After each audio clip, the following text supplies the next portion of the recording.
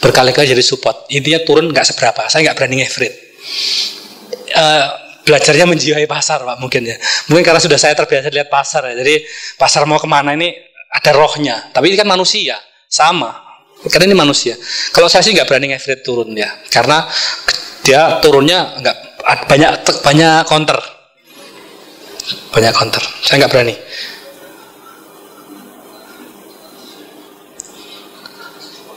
Saya nggak berani itu ngebuy.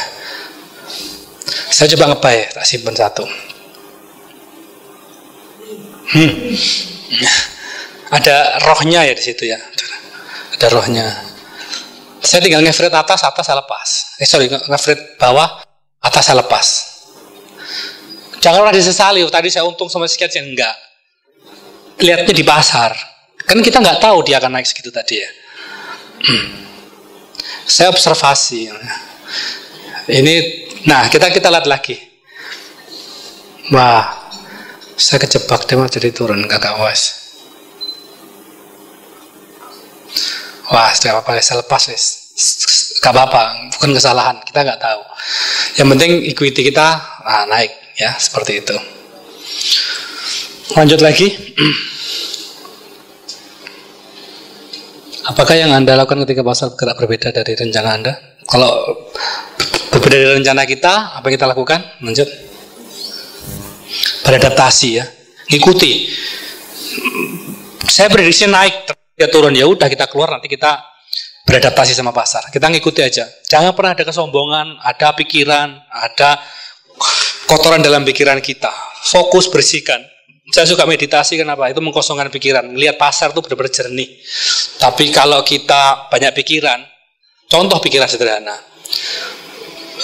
Misalnya emas lah ya. Ini emas bagus, waktunya ngebuy gini. Itu maaf aja, asumsi yang salah besar. Itu bahaya, mengaruhi pikiran. Kita lihat pasarnya. Kalau emasnya turun, ya sudah kita sell. Ya, jangan pernah pikiran kita jangan dikotori. Kita lihat pasar. Ini yang kuncinya kita. Oke, lanjut lagi materinya. Nah, ini beradaptasi ya, seperti itu. Lanjut. Sekarang money management. Lanjut. Berapa risiko yang Anda pertaruhkan dalam setiap kali transaksi? Lanjut. 2-5% saja ya. Setiap kali rugi itu 2-5% saja. Lanjut. Kalau Anda lebih dari itu, Anda risikonya sangat tinggi. Anda bisa sangat emosional, tenggelam Anda. Lanjut. Karena belum tentu menang ya. Rugi itu di awal biasa. Apa yang Anda lakukan ketika modal Anda bertambah? Lanjut. Naikkan risiko Anda secara bertahap. Kalau Anda menang, naikkan risiko Anda.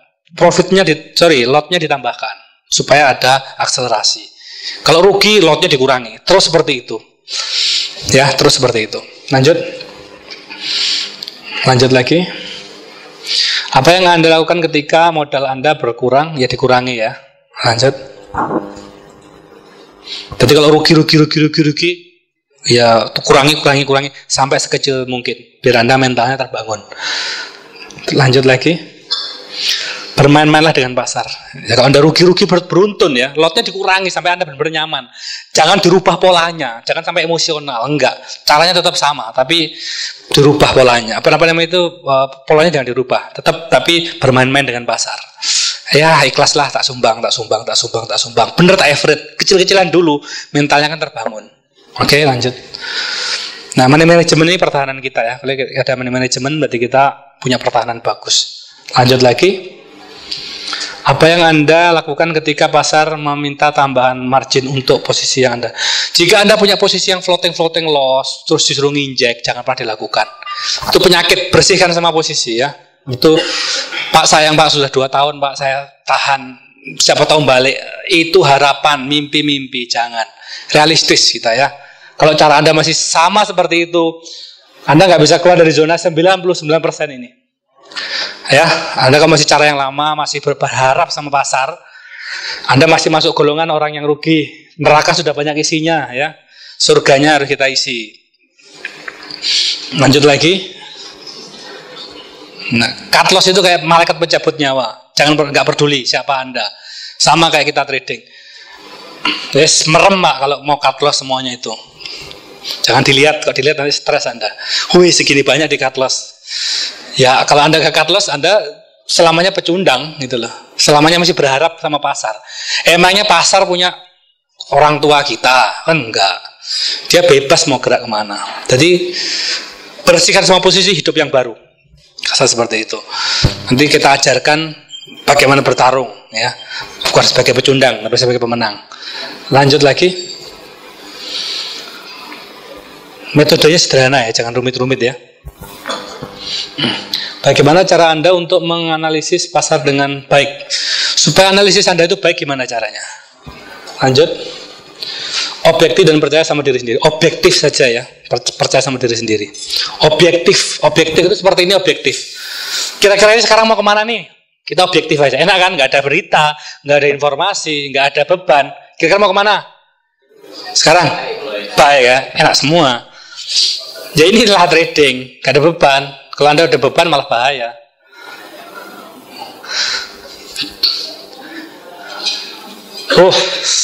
Seger ya. Belum di average naik terus nggak apa, saya nggak ngajar. Pintar lah sebenarnya Anda itu ya. Tapi kalau trading real nggak ada yang berani itu kadang-kadang. Mental itu nyakit. Seger. Jadi seperti itu ya, nggak ada beban, masuk. Objektif. Ini kalau bisa objektif, kira-kira mau ini resisten ya. Dan mungkin Anda masih ragu-ragu, tak cepatin dikit aja deh.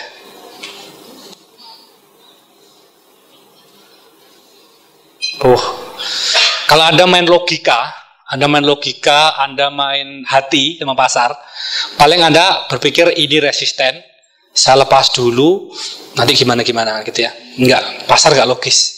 Kalau saya biarkan dulu, saya lihat, saya pertaruhkan sampai 50% di sini. Kalau dia sampai di sini, saya ikhlas lah. Tapi kalau dia ketahan di sini, saya bayar lagi di bang tadi. Kalau Anda mau untung banyak, ya Anda harus tarung, Pak. Kalau Anda mentalnya kecil ini, ya mana bisa kita dapat untung segitu banyak. Ya, karena kita nanti pada saat sideways itu kita sering ngasih ke pasar. Kondisi tren seperti ini Anda harus tunggu. Dan pasti ada, jangan khawatir. Ada tren, makanya setelah ikut training ini, ikut seminar ini, nah kita sudah mulai fokus, tenang nih. Begitu ada tren, Pak, masuk lipat, nah gitu ya. Terus kayaknya udah mulai percaya diri ini. Rugi cut loss selesai. Kalau masih takut-takut, nggak punya mental, yes, modal kecil dulu lah. Lanjut. Bagaimana cara Anda untuk mendapatkan keputusan yang terbaik? Gimana mendapatkan keputusan yang terbaik? Gak ada beban, fokus sama pasar, kayak seperti ini. Lanjut. Fokus itu nggak ada pikiran, Pak. Kosong, lihat pasar ini zero. Nggak ada balas dendam, nggak ada. Masa lalu selesai, ada rugi tak buang. Benar-benar lihat ke depan, lihat pasar, lihat sekarang ini. Nggak ada berasumsi, lihat, ini kira-kira mau naik, mau turun. Ini kira-kira pasti mau naik lagi, mau saya gini-gini. Itu nggak boleh, Pak. Orang trading yang bagus tuh spiritualnya tinggi. Kalau udah nggak mikir uang lagi, mikirnya adalah now, sekarang apa yang saya lakukan. Dan zero, kosong, nggak ada pikiran, nggak ada beban, nggak ada informasi yang berlebihan, dan yakin, selesai. Sabar, disiplin, ikhlas. Kan ini petuah-petuah spiritual. Tapi kan ya memang seperti itu, ya. Anda menjadi pertarung sejati soalnya. Kalau jadi pecundang, cari indikator, cari sinyal. No, ya, tidak ada itu. Kalau sinyal itu bagus, nggak akan dijual. Kalau robot itu bagus, nggak akan dijual. Ini pertarungan, Pak, ini, Pak. Jadi kayak Anda mau tinju sama Mike Tyson, saya bilang tadi, ya mental kan. Kalau masalah buy sell itu masalah entry. Bahkan di sini tidak buy sell saja, tapi menahan keuntungan itu yang mentalnya harus kuat. Terus apa lagi? Lanjut lagi. Analisis teknikal apa yang harus Anda gunakan? Simple is the best ya. Saya nggak pakai indikator macam-macam tuh. Kosong. Grafik Anda kalau penuh dengan indikator, Anda jadi orang yang ragu-ragu. Jadi penakut, mau entry takut karena nggak confirm. No. Masuk. Ya, kebiasaan itu ya. Jadi simple is the best. Jangan banyak indikator, sinyal. Karena tidak di sana letaknya. Lanjut. Jangan membuat kerumitan. Sederhana saja. Lanjut. Bagaimana cara Anda untuk bisa selalu mengikuti mayor trend? Gimana sih Pak Adi kok bisa saya ikuti tren terus seperti ini? Ikuti tren gimana caranya? Saya bisa untung banyak gimana caranya? Ada rahasianya Pak. Saya dulu kaget setelah nemu ini Pak. Karena begitu saya masuk pertama kali kepinginnya untung Pak. Saya rubah sekarang. Klik. Ternyata itu apa? Observasi. Ingat, begitu saya masuk pertama kali, saya nggak pernah berpikir itu menang. Saya hanya ngetes. Tak tes, tak coba sih. Bener, oh salah, nggak apa-apa. Lalu lihat lagi. Oh kira-kira naik ini bagus. Saya coba sih, salah lagi, nggak apa-apa. Itu namanya observasi. Saya nggak balas dendam, rugi ya siapa apa. Observasi itu ngetes. Observasi itu apa istilahnya ya? Semacam nyoba gitulah, ngetes lah, tes, masuk, tek bener lipat, gitu aja selesai. Jadi ingat itu, saya menemukan ini juga ternyata merubah mindset saya. Entry nggak ada takut Pak, rugi nggak apa-apa, drawdown gini, balannya gini nggak apa-apa Pak, tapi flow equity-nya Pak yang nggak aturan, ya gitu ya, equity-nya yang naik, balannya cut loss, oke. Observasi, lanjut. Oke, terima kasih, tepuk tangan untuk kita semua.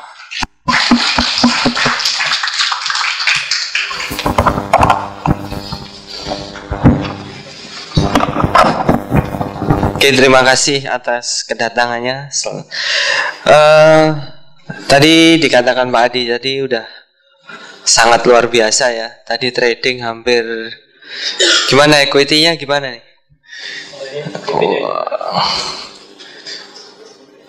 Dulu. Equity-nya berapa? Langsung naik ya. Jadi 33.320 dari dana 10.000. Iya, 10.000. Berarti hampir 300%. Tepuk tangan dulu. Oke, sebelum Pak Adi mungkin ada pertanyaan yang diajukan dengan Pak Adi, akan kita kesempatan untuk tanya jawab. Mungkin ada yang bertanya? Terima kasih Pak Edi. Assalamualaikum warahmatullahi wabarakatuh. Dari teori yang disampaikan, tadi saya melihat kesan bahwa kita menghadapi pasar itu on time gitu. Apakah memang benar demikian? Karena saya melihat tadi pada saat melipat maupun pada saat kita cut loss, sehingga kita harus on time menghadapi komputer. Kemudian yang saya maksud, yang kedua, tadi disebutkan kita mengosongkan mindset kita. Kemudian apa yang kita lakukan selain melihat pasar itu Pak, sehingga kita bisa dengan sedikit tepatlah untuk mengambil posisi gitu. Makasih Pak. Apa kita selalu menghadapi pasar ya? Saya ini pakai 4 jam Pak. Saya pakai 4 jam. Ini kalau saya satu hari itu butuh sekitar berapa candle kalau 4 jam? 8 ya, 8 candle. Prinsipnya tidak Pak, tidak kita melototi setiap waktu, enggak. Harga ini sebenarnya lambat sekali Pak. Itu saya percepat karena ini kan simulasi. Kenyataannya harga satu candle itu butuh 4 jam. Satu candle ini itu 4 jam geraknya lambat sekali. Yang penting adalah level-levelnya. Jadi misalnya nih saya nge-buy di bawah tadi. Ini sekarang di sini. Saya perhatikan levelnya di mana supportnya, di mana stop take profit saya. Selama masih jauh seperti ini, Pak, pikiran saya sederhana. Saya nggak akan mau ngelepas enggak. Saya cuma mikirnya dia kalau bertahan di sini terus saya nge-buy lagi. 4 jam saya perhatikan lagi, per 4 jam lagi saya perhatikan. Kok masih nggak kuat turun, saya nge-buy baru di situ. Jadi nggak setiap saat kita lihat pasar. Trading itu sangat nyaman bagi saya, menurut saya, karena satu hari itu kalau saya lihat itu pagi open market, nanti saya lihat jam 3:30 saya bangun, saya lihat open market, opennya saya lihat di mana, terus kemudian saya perhatikan gerakannya nanti siang kira-kira jam 1, jam 2 itu. Tapi kalau sudah untung sebenarnya saya nyaman, nggak saya lihat pun nggak apa-apa sebenarnya. Tapi cuma saya berpikir kapan menambahkan itu aja. Nah, menambahkan pun nggak saya lihat setiap waktu, kan hanya nambahkan posisi kan. Kalau udah untung banyak gitu ya, floating keseret-seret profit misalnya. Kita kan selama ini keseret-seret loss ya, itu stres Pak, harus dilihat terus. Karena kan ketarik terus ya, harapannya kan balik gitu ya. Itu memang stres. Tapi kalau udah profit ini nggak mikir Pak. Karena apa? Saya kan tadi bilang 50% untung itu sudah kita syukuri Pak. dari keuntungan yang banyak tadi. Itu mindset kita bangun seperti itu. Tadi saya udah untung 1000 pip misalnya. Saya udah mempersiapkan untung 500 pip. Tadi goyang-goyang gini nggak ada masalah. Jadi nggak se ekstrim itu, nggak nungguin. Bahkan ditinggal seminggu lo nggak apa-apa. Yang penting sudah levelnya dikunci, pasang take profitnya, stop lossnya gitu-gitu, nggak ada masalah.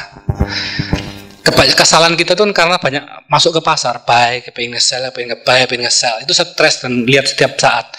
Trading itu tidak seperti itu. Trading itu prinsipnya apa? Menunggu. Kalau Anda buy sell, Anda kacau di situ. Stres Anda nggak menemukan trennya, Anda kacau. Mungkin 1 bulan, Pak, trading saya hanya nungguin profit, Pak, floating profit, tambah lagi, kalau nggak ada ya sudah. Nggak entry lagi, nggak apa-apa. Bukan setiap hari entry, nggak. Setiap minggu entry, nggak. Hanya tunggu timing, kesempatan entry, tahan, selesai. Kerjanya apa? Nunggu, mengamati aja. Pengusaha orang yang sukses, apakah dia kan ngamati aja, ya, mengamati aja. Jadi dia cuma mempersiapkan risiko-risikonya. Jadi jangan tidak seperti itu. Jadi menunggu, Pak. Bukan menunggu di depan komputer. Kalau levelnya udah dikunci, Anda amati saja. Biasanya pagi itu di open market, siang itu mau pasar Eropa, malam mau pasar Amerika. Hanya mantau aja. Tapi nggak ekstrem itu. Terus kemudian yang kedua tadi mengkosongkan pikiran. Terus apa yang kita lakukan ya? Sebenarnya maksud saya mengkosongkan pikiran itu, pikiran kita itu kan sebenarnya banyak sekali, Pak. Kalau saya bilang kalau di-scan dalam komputer itu keinginan kita tuh banyak, skill kita rendah. Kemudian untung banyak, tapi kita nggak punya, nggak berani nahan keuntungan. Kita nggak punya skill gitu ya. Kita banyak informasi, baca berita, itu juga banyak pengaruh. Berita-berita kita baca itu pengaruh ke mindset kita. Informasi teman kita